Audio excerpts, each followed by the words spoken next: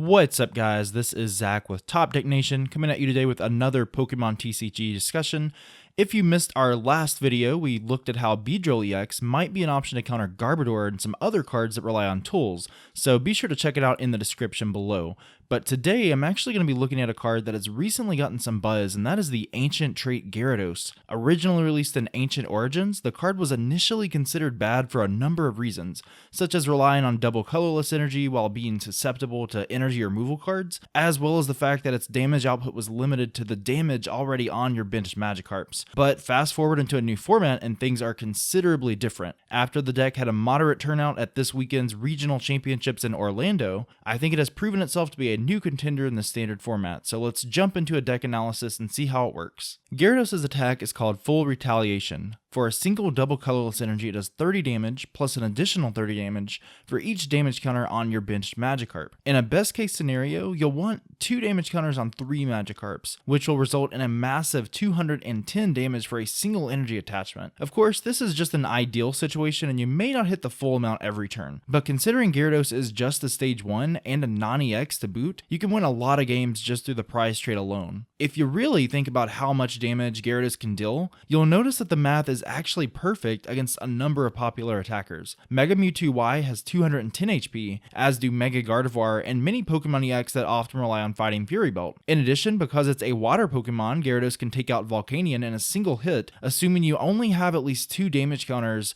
on your Magikarp. Speaking of which, how do we put the damage counters on them to begin with? The answer lies in Team Magma's secret base, from an often ignored Double Crisis subset. Whenever either player puts a basic Pokemon into play that isn't a Magma Pokemon, it takes 20 damage. This is perfect for our math while also softening enemy Pokemon for future KOs. The stadium not only pairs nicely with Gyarados, but is also a great counter stadium because you'll probably never find another competitive deck that uses this. Besides having a great attack, Gyarados has a few other things going for it. At 130 HP, it can survive hits from a number of Pokemon that focus on two-shotting instead of going for instant knockouts. Some examples include Giratina EX and Mega Scizor EX. It can take advantage of both dive and heavy balls because of its typing and retreat costs respectively. And with a lightning weakness, it should be relatively safe in the format since there aren't any lightning decks that are doing well as of now. But perhaps one of the best features Gyarados has is its Theta Double Ancient Trait, which states that Gyarados can have up to 2 tool cards attached to it. Now this is actually huge for a non-EX because it means you can take advantage of a number of useful items. This includes, but is certainly not limited to, Bursting Balloon, Assault Vest, Float Stone, Lucky Helmet, and lots of others. But of these, Bursting Balloon is by far the best partner for the atrocious Pokemon, and for a number of reasons. It forces your opponent to make a cruel decision of having to either KO Gyarados while suffering 60 damage, or do something else like pass, or waste a supporter by Lysandring another Pokemon while still having to leave the threat on your board at large. The 60 damage is a big deal as it's letting you quickly set up cheap knockouts. Earlier in the video, I said that ideally you'll do 210 damage with Full Retaliation. Well, with Bursting Balloon, that number increases to 270. Or, another way to think about it is not having to have quite as many Magikarps out to hit your numbers. The fact that you can have 2 Bursting Balloons attached makes things even more interesting by making your opponent take 120 damage just to attack Gyarados. Granted, Bursting Balloon goes into the discard at the end of their turn, but regardless, this can be an incredibly strong play. There are probably a few ways to play Gyarados, but the build I've been testing on, which I'll show in just a minute, relies on the Dive Ball engine and Octillery, whose Abyssal Hand lets you draw up to 5 cards a turn and stack with multiple ones in play, so constant draw power shouldn't be an issue with this deck. Normally, players use Shaman EX because it's much quicker and efficient, but because we want to focus on non-EX Pokemon and play Dive Ball, Octillery is the way to go here. One of the biggest annoyances of playing Gyarados is that you are reliant on special energy cards. Double colorless, while incredibly efficient, can be taken off by cards like Enhanced and Crushing Hammers, so we need a way to get them back. This was a shortcoming when Gyarados was originally released, but now we have some really good recovery options. Special Charge lets us shuffle our DCE back into the deck, while Puzzle of Time lets us put them back into our hand right away. Adding to that, Puzzle of Time is just generally fantastic because I can look at the top 3 cards in my deck and rearrange them.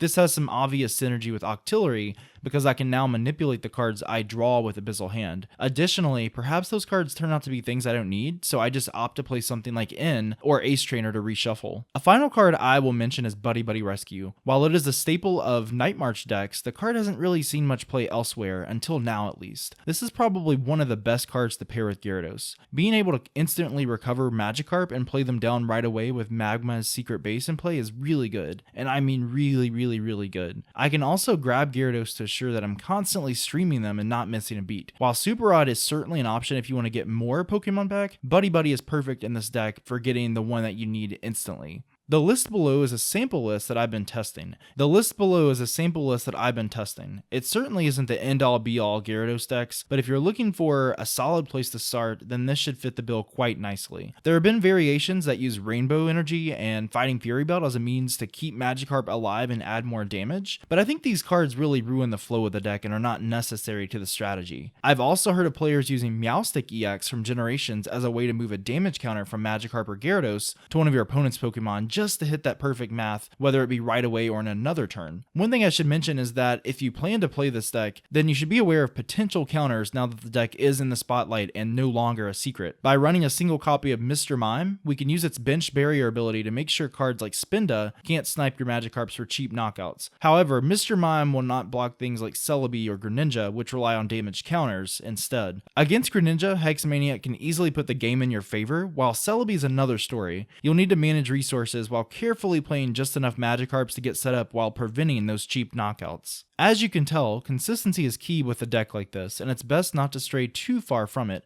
but feel free to tweak this list to your liking. I'm sure there's a number of creative ways to make Gyarados thrive in competitive play. So what do you think of Gyarados? Will it continue to see competitive play, or was it a one-time wonder sleeper deck at Orlando Regionals? In my testing, I found that it deals with a number of big decks in the format, and that itself warrants it being deemed competitive. If there's something I missed about the deck, feel free to let me know in the comments. I'll have a full deck profile up this week within the online battle from the Pokemon trading card game online. As usual, please consider subscribing for more great content and like us on Facebook at Top Deck Nation. Check out our website at topdecknation.com as we relaunch very soon with 100% free strategy articles, of course, deck lists, videos, and more great content. In the meantime, this has been Zach with Top Deck Nation, and I'll catch you guys in the next video. Thanks so much for watching.